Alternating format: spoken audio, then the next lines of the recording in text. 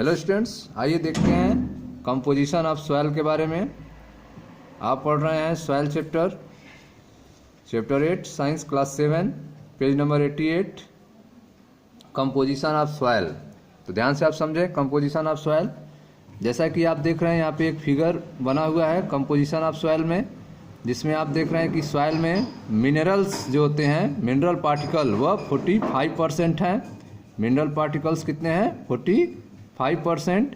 Air जो आप देख रहे हैं वह है आपका 25%। एयर 25% है और वाटर कितना है? 25%।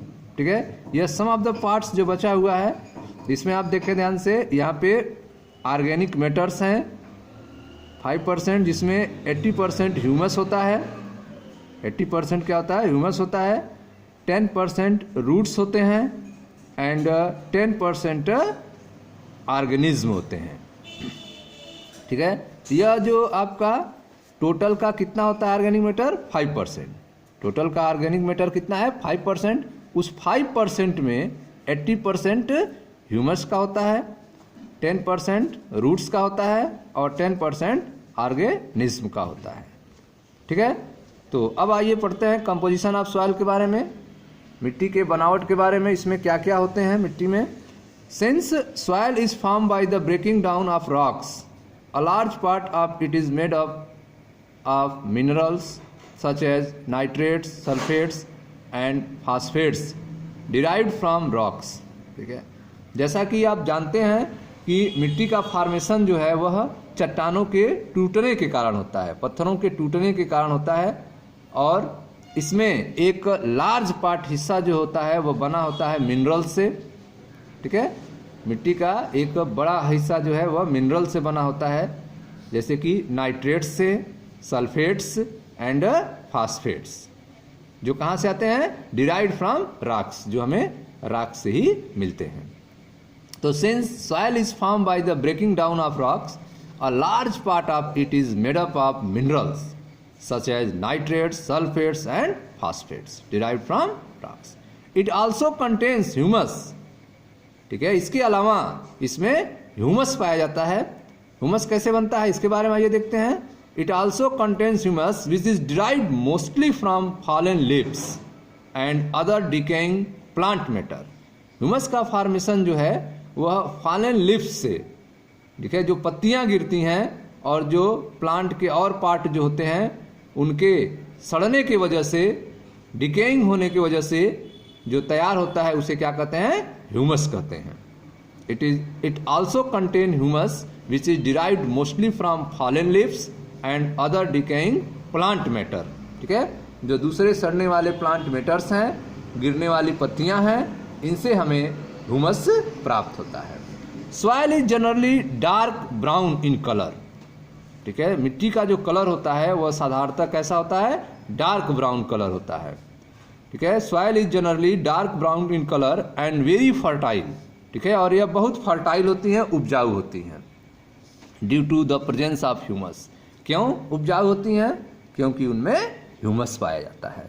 तो ह्यूमस के कारण, ठीक है, the presence of humus, soil is very fertile. Humus के प्रेजेंस के कारण मिट्टी जो है बहुत उपजाऊ होती है।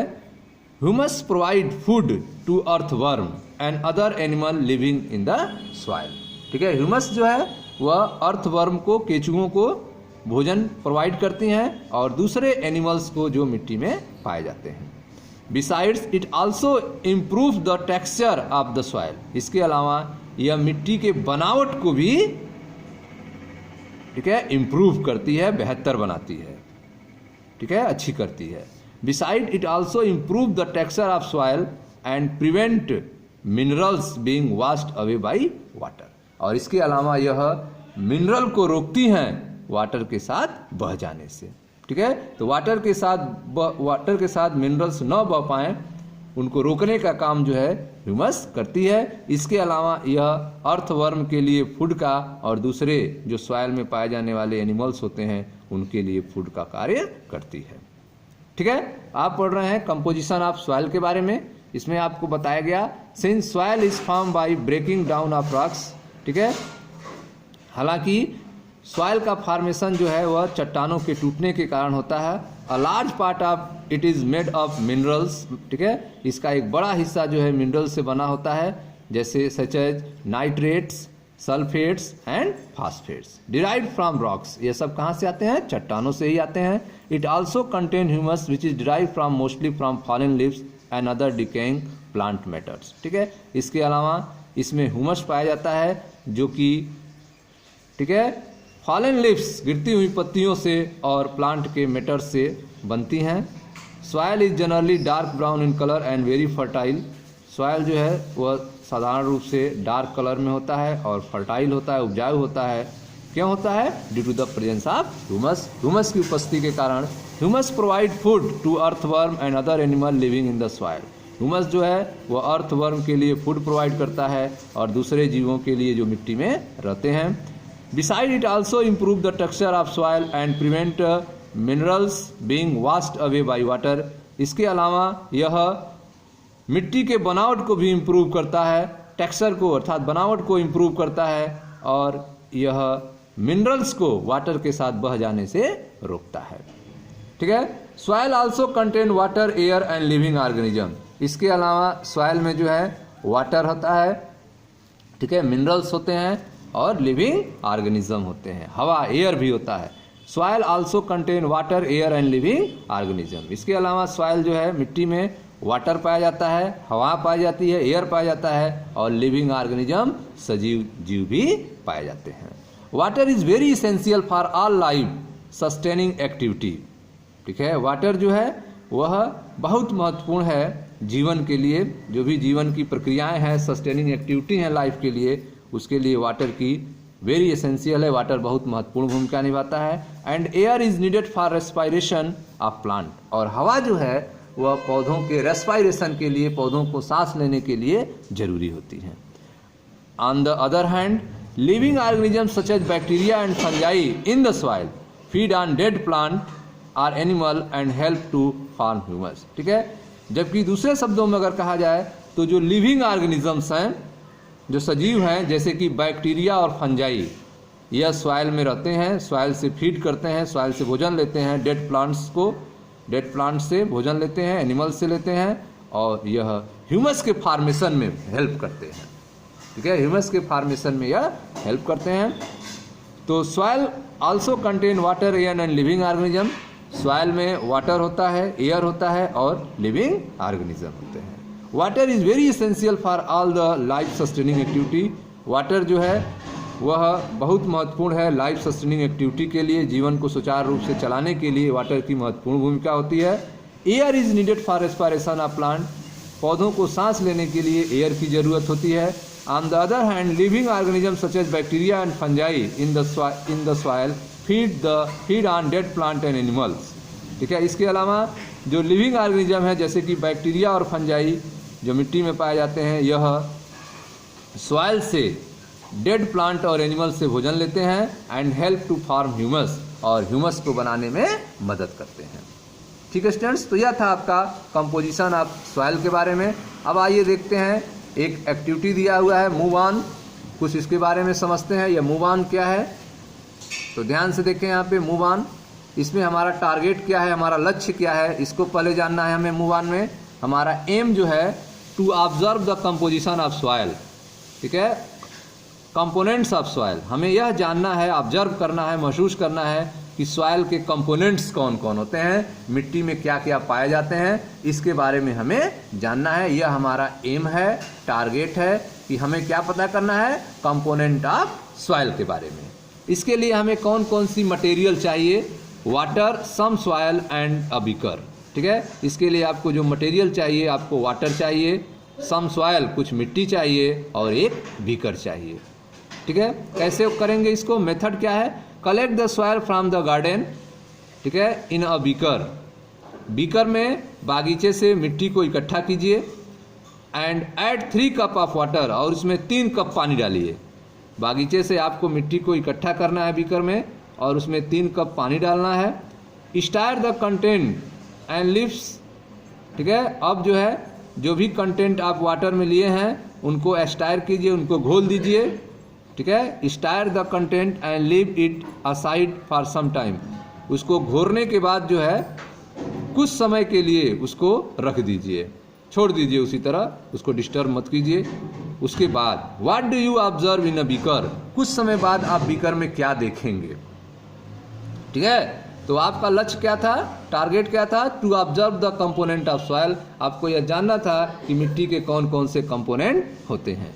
इसके लिए आपको material, water, some soil and a beaker, water चाहिए, कुछ मिट्टी चाहिए और बीकर चाहिए। मेथड कैसे करेंगे इसको, तो इसके लिए आपको कलेक्ट करना होगा सॉइल का, कहाँ से, गार्डन से, बागीचे से। Collect the soil from the garden in a beaker, beaker में मिट्टी को इकट्ठा कीजिए and add 3 cups of water, और 3 कप पानी डाल दीजिए उसमें। उसके बाद उसको स्टायर कीजिए, उसके बाद घोलिए and the content and leave it aside for some time, घोलने के बाद इसको एक कुछ समय के लिए इसको किनारे रख दीजिए बिना डिस्टर्ब किए हुए। What do you observe in a beaker, आप बीकर में क्या देखेंगे। तो ध्यान से देखें, आपको बीकर में इस तरह के कई लेयर दिखाई देंगे।